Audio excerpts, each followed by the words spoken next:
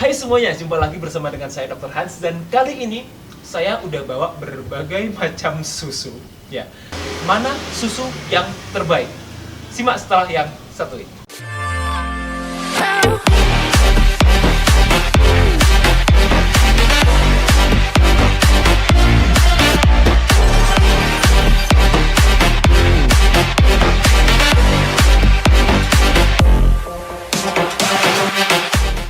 Oke, well, jadi ini saya demi kalian, mengajarkan kalian, saya beli berbagai macam-macam susu, ya, kecuali ini, ya, karena ini adalah produk saya sendiri, ya. Tapi saya akan menjelaskan mana susu yang terbaik, tentunya sesuai dengan kebutuhan kalian, gitu ya, sesuai dengan kebutuhan kalian, karena saya yakin tiap orang punya kebutuhan yang berbeda-beda.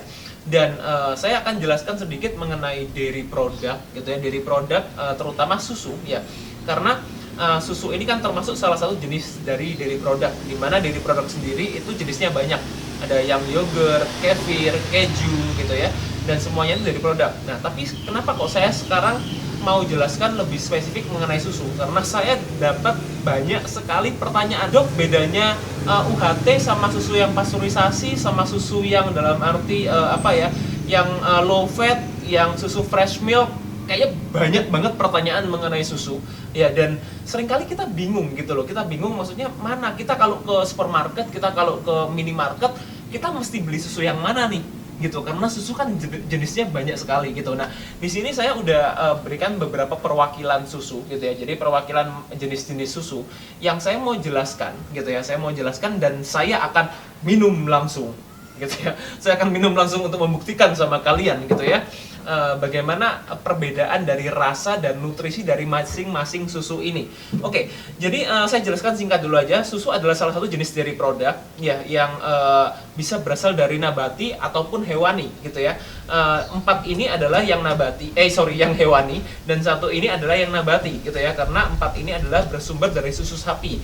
Sebetulnya tidak cuma dari susu sapi, susu juga bisa kita dapatkan dari seperti susu kambing gitu ya, susu domba gitu, susu kuda mungkin ya, juga bisa susu kuda liar gitu ya.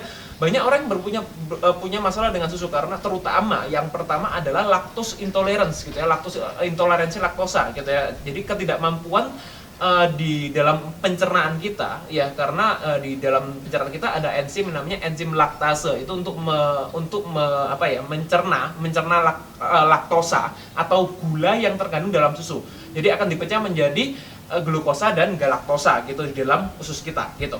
Nah, itu adalah masalah yang paling sering. Tapi sebetulnya bukan cuma itu ya, karena tidak semua orang itu punya lactose intolerance. Ada beberapa orang yang mereka punya masalah dengan kaseinnya. Nah, kasein itu apa? Kasein itu adalah protein yang terkandung dalam susu. Jadi misal gini, orang yang punya masalah tidak punya masalah lactose intolerance atau intoleransi laktosa, tapi mereka ketika mereka minum susu yang bebas laktosa nih gitu, tapi ternyata mereka kan sekarang ada nih produk-produk seperti ini yang free lactose, tapi mereka tetap bermasalah gitu. Nah, jangan-jangan mereka punya masalah dengan proteinnya atau kasein gitu ya. Jadi kasein yang terkandung dalam susu gitu. Nah, oke. Jadi kita masuk ke topik yang lebih dalam ya, dalam arti mengenai seputar susu ini. Susu itu ada beberapa macam ya. Di sini yang saya mau klasifikasikan itu ada berdasarkan cara pemrosesannya dulu ya.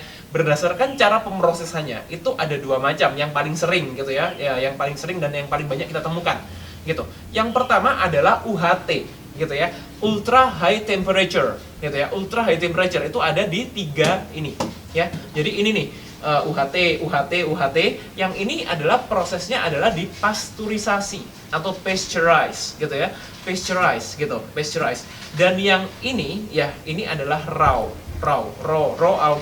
almond milk. Jadi dia hanya disuk dan kemudian diperas gitu lah ya, diambil sarinya gitu. Itu adalah proses yang ini. Jadi prosesnya raw, hanya dari pemerasan gitu aja. Tapi kalau kita beli di luar itu mostly yang kita temukan adalah UHT dan pasteurize gitu ya, UHT dan pasteurize. Nah, kita simak dulu mulai dari yang paling kanan saya atau di kiri Anda gitu ya. Jadi paling kanan saya ini adalah susu UHT ya, coklat ya. Jadi ini mungkin adalah salah satu minuman favorit kalian ya, UHT coklat ya, dari ini saya tidak di endorse dari Greenfield ya, percayalah. Jadi saya hanya karena varian mereka macam-macam, saya pakai Greenfield untuk ini ya, untuk menjelaskan gitu ya. Mungkin next time ya mau endorse silakan Greenfield gitu. bercanda ya. Jadi di sini saya mau baca dulu. Jadi dari kandungan nutrisi dari Chocomalt Greenfield ya, Chocomalt Greenfield UHT gitu ya. Nah, dan yang membedakan UHT dan pasteurized itu adalah dalam arti nutrisinya ya. Yang saya lebih sarankan adalah yang pasteurized. Nah, tunggu dulu. Nah, saya jelaskan dulu kenapa di sini ya.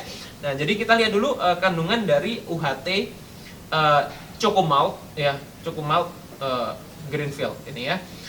Lemak totalnya adalah 7 gram. Nah, di sini ya, yang paling penting kalian lihat dulu adalah serving size-nya. Ini adalah per 250 ml gitu ya. Jadi per 250 ml itu dia kandungan lemaknya adalah 7 gram. Which is sebetulnya tidak terlalu tinggi menurut saya ya. Kalau kita melihat kandungannya 7 gram tidak terlalu tinggi. Lemak jenuhnya 4,5 gram juga oke, masihan ya. Proteinnya 7 gram ya. Dan di sini yang saya mau emphasize, saya mau highlight adalah karbohidrat totalnya ya. Karbohidrat total 26 gram, dan ya di sini adalah total gulanya ya, total gula yang laktosa yang tadi saya bilang, gula di dalam susu, gula aslinya susu itu adalah 10 gram, dan gula tambahannya itu adalah 13 gram ya. Itu adalah gula tambahan gitu ya dari Greenfield Chocomalt UHT gitu. Dan kita coba sekarang rasanya. Jujur saya terakhir minum ini ya, nggak usah banyak deh ya. Coba rasanya ya. Terakhir saya minum ini ya, itu adalah mungkin berapa belas tahun yang lalu. Saya udah nggak pernah minum lagi ya, tapi ini demi untuk membuktikan bagaimana rasanya gitu ya, membuktikan rasa dari 13 gram gula yang terkandung dalam susu coklat ini.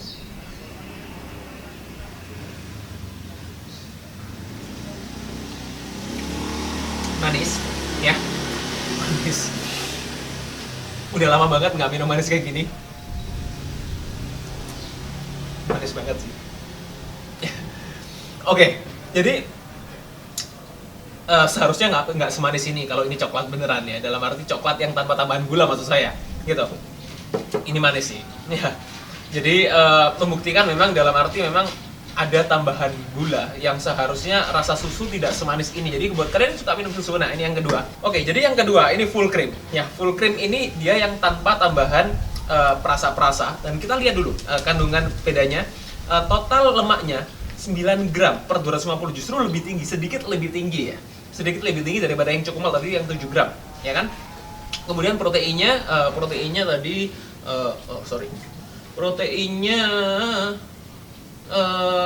proteinnya juga sedikit lebih tinggi, selisih 1 gram, oke? Dan karbohidratnya di sini adalah cuma lebih dari setengahnya gitu ya. Jadi ini 26 gram karbohidrat total, di sini karbohidrat totalnya hanya 12 gram gitu. Jadi lebih dari setengah gitu. Lebih dari setengah ya. Kurang dari setengah ya. Kurang dari setengah untuk karbohidrat totalnya gitu ya. Jadi gula totalnya di sini 12 gram dan semuanya adalah laktosa. Dia tanpa penambahan gula. Jadi pure 12 gram karbohidrat total dan 12 gram semuanya dari laktosa. Kita coba aja. Untuk tesnya dari tumpah dikit. Oke. Ini adalah tes dari susu full cream gitu ya, UHT. Juga ini masih UHT. Well, jadi ini baru bener-bener tesnya susu. Jadi dia tidak ada rasa gula ya, karena mungkin lidah saya udah peka banget sama yang namanya gula pasir gitu ya, atau sukrosa gitu. Jadi rasanya kalau tadi minum yang coklat ini kayak gula banget sih gitu. Tapi kalau yang full cream ini yang dia tanpa penambahan gula, dia bener-bener taste-nya itu, manisnya itu after taste gitu ya. Jadi nggak kerasa manis-manis yang di lidah, tapi setelah kita minum kerasa manisnya gitu. Nah, tapi creamy banget karena memang ini full cream kan gitu. Dan full cream ini menurut saya juga oke, nggak ada masalah gitu ya, selama kita mendapatkan dari sumber yang baik gitu ya. Jadi kita mendapatkan dari susu yang sumbernya kualitasnya baik, itu tidak ada masalah, full cream gitu. Kemudian coba yang low fat, kita lihat dulu sebelum kita buka.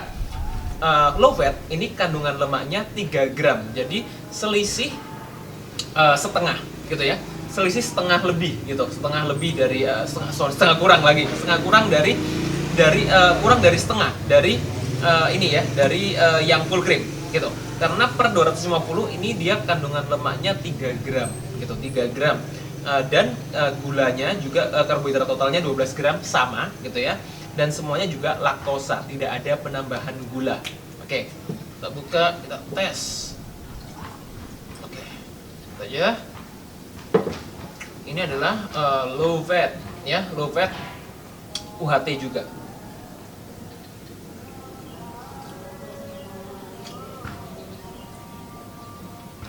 Sama manisnya ya, cuma dia nggak terlalu creamy, memang dalam arti nggak berat gitu loh rasanya, nggak berat, jadi dia lebih light, lebih ringan gitu.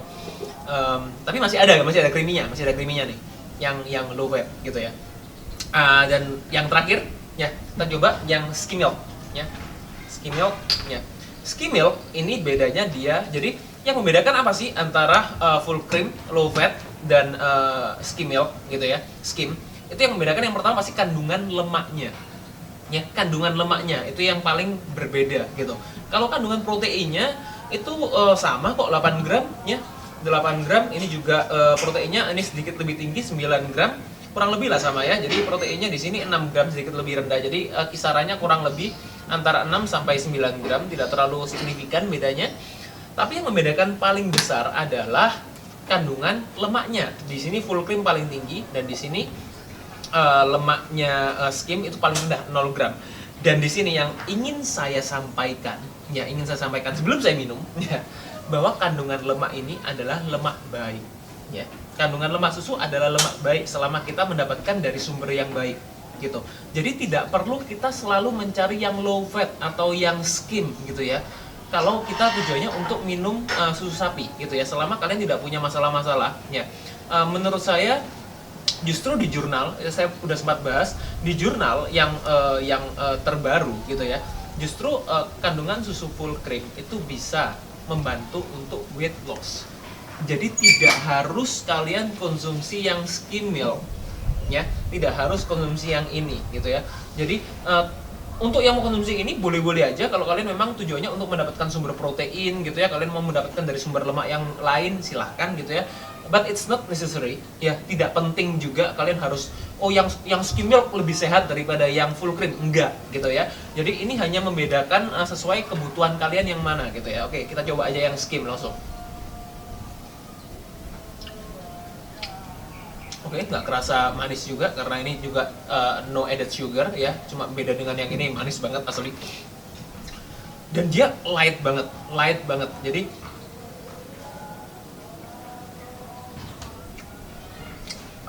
bener-bener kayak dalam arti udah kayak kerasa kayak minum air rasa susu gitu ya, air rasa susu gitu. Jadi bener-bener dia memang karena kandungan fat ini yang menyebabkan taste creamy-nya ya. Jadi skim milk ini dia paling light rasanya ya, bener-bener ringan banget gitu. Dan menurut saya ini yang lebih baik, bukan karena tidak ada lemaknya ya, bukan karena tidak ada lemaknya, tapi karena apa? Karena prosesnya pasteurize ya. Pasteurize itu apa? Dia tidak dipanaskan dengan suhu tinggi, beda dengan yang ultra high temperature atau UHT ya. Itu sebabnya saya lebih menyarankan ya, kalian sebisa mungkin dapatkan yang pasteurize gitu ya, dapatkan yang pasteurize karena dia secara kandungan nutrisi ya, kandungan vitaminnya, kandungan mineralnya ya, itu dia jauh lebih baik gitu ya. Karena apa? Karena memang yang kandungan UHT ini dia juga ada kandungan vitamin A, kandungan vitamin B1 gitu ya, kandungan kalsium, fosfor dan lain-lain, tapi ini difortifikasi gitu ya. Difortifikasi itu apa? Ditambahkan gitu. Jadi bukan kandungan aslinya gitu. Dan itu berbeda ya. Jadi vitamin yang asli, mineral yang asli dengan mineral yang sintetis itu berbeda ya, tidak sama. Oke, jadi saya lebih menyarankan yang pasteurize karena ini dipanaskan, tetap dipanaskan tapi dalam suhu yang tidak terlalu tinggi. biasanya suhunya antara 40 sampai 60 gitu ya. Jadi dia masih kandungan vitamin mineralnya masih ada yang dari aslinya gitu ya. Jadi itu lebih saya sarankan dibanding yang UHT. Tapi kekurangannya apa? Kekurangannya dia tidak tahan selama yang UHT gitu. Dia lebih cepat rusak gitu. Itu adalah beda yang pasteurized gitu ya. Jadi beda pemrosesan gitu ya. Nah, yang pasteurized ini pun juga ada yang low fat, juga ada yang full cream gitu ya. Jadi ini cuma saya kasih contoh salah satunya yang pasteurized, yang skim gitu. Karena saya ingin membedakan tadi yang kandungan berdasarkan kandungan lemaknya gitu ya. Oke, dan yang terakhir, last but not least, ini adalah produk saya sendiri. Ini buat teman-teman yang mungkin alergi ya, atau alergi susu ya, alergi apapun ya, baik itu dari kaseinnya maupun dari mungkin alergi karena bukan alergi sih, punya masalah lactose intolerance atau intoleransi laktosa. Saya sangat menyarankan susu yang berbahan nabati gitu ya. Jadi ini produk saya sendiri, almond milk gitu ya, dan ini raw almond milk. Karena kalau kalian beli di luar juga ada almond milk yang dia prosesnya secara UHT juga, kemasannya seperti ini, almond milk dipanaskan suhu tinggi, itu juga tidak baik ya. Tidak baiknya karena apa? Karena bukan yang diminum langsung berbahaya gitu, bukan, tapi maksudnya tidak terlalu sehat ya. Karena apa? Karena itu juga mematikan kandungan vitamin dan mineral di dalamnya gitu ya. Dan di sini almond milknya adalah raw ya. Jadi raw ini dia tanpa dipanaskan, dia benar-benar hanya direndam gitu ya. Karena kalau tidak direndam itu ada zat anti gizinya, kacang-kacangan itu. Jadi saya sarankan direndam, di soak dulu overnight, baru diproses gitu ya. Dan di sini untuk nutrition fact-nya ya, nanti bisa ditampilkan di layar gitu ya. Jadi ini total fat-nya per 250 ml, jadi setara dengan ini ya. Total fat-nya adalah dia 10 gram, saya buatnya 10 gram. Jadi ini tergantung dari berapa konsentrasi almondnya, seberapa banyak almond yang dipakai gitu ya. 10 gram literally cukup tinggi ya, kalau dibandingkan sama low fat, sama yang dalam arti skim gitu ya, pasti ini lebih tinggi kandungan fatnya, tapi adalah lemak baik ya. Jadi jangan pernah berpikir cari lemak yang serendah-rendahnya, karena sumber itu jauh lebih penting gitu ya. Dan bagaimana cara prosesnya, bagaimana kandungan nutrisi yang lain. Gini di sini karbohidratnya sangat rendah, 5 gram ya. Jauh lebih rendah dibandingkan susu-susu yang lain gitu ya. Karbohidratnya 5 gram, dan di sini saya ini juga tanpa penambahan gula. Jadi di sini benar-benar zero sugar ya, benar-benar zero sugar ya, dalam arti tanpa ada tambahan no added sugar ya, maksud saya tetap ada kandungan karbohidratnya, karena saya di sini memakai kurma gitu ya. Di sini saya memakai kurma, jadi just only dates gitu ya, tanpa ada penambahan-penambahan yang lain. Dan kita coba gimana rasanya gitu ya. Oke, jadi saya coba.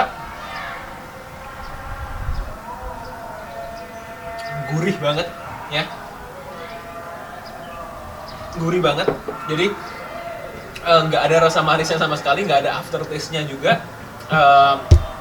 Karena apa ya? Karena memang pakai kurmanya juga sangat sedikit sebetulnya. Karena saya tidak mau terlalu tinggi juga ini ya kadar fruktosanya. Dan ada rasa gurihnya karena saya di sini juga pakai sea salt gitu. Jadi sangat-sangat baik untuk kalian yang punya masalah dengan dairy product, karena ini non dairy ya. Dan prosesnya pun juga raw ya, tidak dipanaskan sama sekali, kandungan vitamin mineralnya masih utuh, dan juga dia juga bisa jadi sumber protein. Almond itu juga manfaatnya juga banyak banget untuk omega 3 ya, kayak omega 3 dari nabati, sangat baik untuk yang punya masalah penyakit jantung, untuk orang-orang yang ingin breastfeeding gitu ya, jadi ibu-ibu menyusui, itu juga sangat bagus gitu. Manakah susu yang terbaik? Ya, tentunya susu yang terbaik untuk bisa diminum semua orang ya adalah yang ini gitu ya, yang almond milk gitu. Jadi karena apa? Karena baik yang punya lactose intolerance, yang tidak punya lactose intolerance, yang tidak punya masalah alergi ya, itu bisa minum susu ini. Dan juga kandungannya juga sangat bernutrisi gitu ya. Kalau untuk yang susu sapi mungkin ada yang punya masalah, ada yang punya alergi dan lain-lain, punya intoleransi, itu tidak bisa, beberapa orang tidak bisa minum gitu. So sekian mungkin buat pembahasannya. Buat kalian, ini saya buat konsep yang baru buat kalian yang suka mungkin dengan konten seperti ini, mungkin bisa komen, bisa support saya gitu ya, kalau kalian suka cara pembawakan materi yang seperti ini. Oke, thank you, semoga bermanfaat. Stay fit and stay healthy.